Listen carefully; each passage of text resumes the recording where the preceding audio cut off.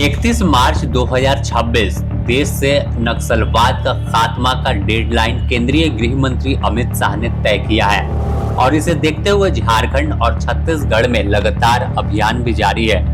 लेकिन इस अभियान में अगर बात करें छत्तीसगढ़ के बीजापुर और जो तेलंगाना बॉर्डर पर मौजूद है कोरेगुट्टा पहाड़, उस इलाके में सुरक्षा बलों की कार्रवाई पिछले 8 दिनों से जारी है। इसके अलावा झारखंड के सारंडा जंगल में सुरक्षा बल के जवान मोर्चा संभालकर नक्सलियों का खात्मा करने में लगे हैं। इन तमाम चीजों के बीच लगातार अब माओवादियों की ओर से पत्र लिखकर अपील की जा रही है कि हम शांति वार्ता करना चाहते हैं। साफ तौर पर अगर देखें तो फिर एक पत्र केंद्रीय कमेटी प्रवक्ता जो भाकपा माओवादी के हैं उनकी ओर से जारी किया गया है और यह चौथा पत्र पिछले एक सप्ताह में है। भारत की कम्युनिस्ट पार्टी माओवादी केंद्रीय कमेटी प्रेस विज्ञप्ति।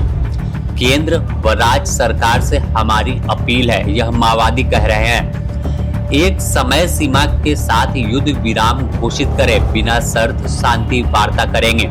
लेटर 25 अप्रैल को लिखा गया है। आगे पत्र में बताया गया है कि पिछले जनवरी 2024 से केंद्र व राज्य की पुलिस, अर्धसैनिक बल और कमांडो बलों ने ऑपरेशन कगार के नाम पर सैकड़ों माओवादी और निर्दोष आदिवासियों की हत्या की है। यह अभी भी जारी है। इन हत्याओं का भर्त्सना करते हुए देश दुनिया में कई जनवादी क्रांतिकारी जन संगठन, पार्टी, सामाजिक संगठन और कार्यकर्ता, प्रगतिशील जनवादी और क्रांतिकारी बुद्धिजीवियों ने सैकड़ों की तादाद में आंदोलनरत हैं। उनकी मांग है कि ऑपरेशन कागार पर फौरन रोक लगाया जाए, युद्ध विराम की घोषणा की जाए।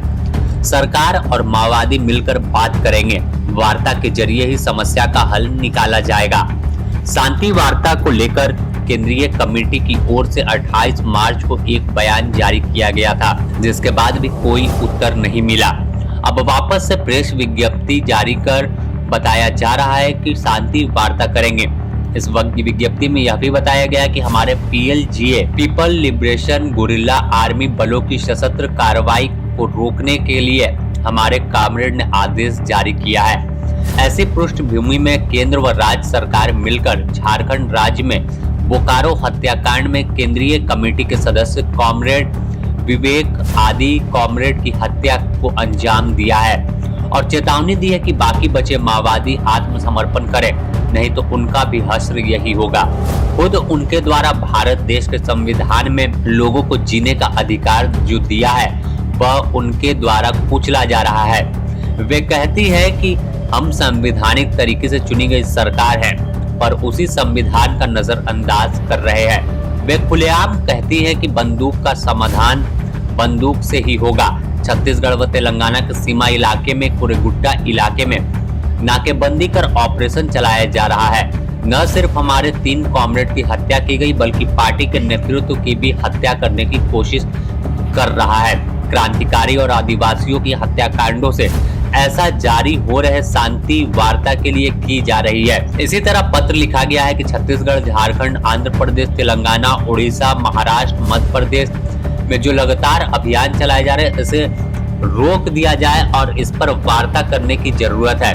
वार्ता के जरिए ही आगे जो है वो बढ़ेंगे और वार्ता के जरिए समाधान बीच का निकालेंगे। अब बात यहाँ पर देखें, गौर करने वाली है कि कोरेगुट्टा पहाड़ में 10 से 15 हजार जवानों ने मोर्चा संभाला है, आगे बढ़ रहे हैं। झारखंड के सारंडा का इलाका जो है जराई किला हो या और कई इलाके हैं जो जंगल में नक्सलियों का सेफ जोन बना हुआ है, तो अभियान तेज हुआ तो साफ तौर पर माओवादी अब बैक फुट पर है और माओवादी कह रहे हैं कि भैया अभियान रोक दीजिए, हथियार से समस्या का समाधान नहीं होगा, बैठकर बात करेंगे।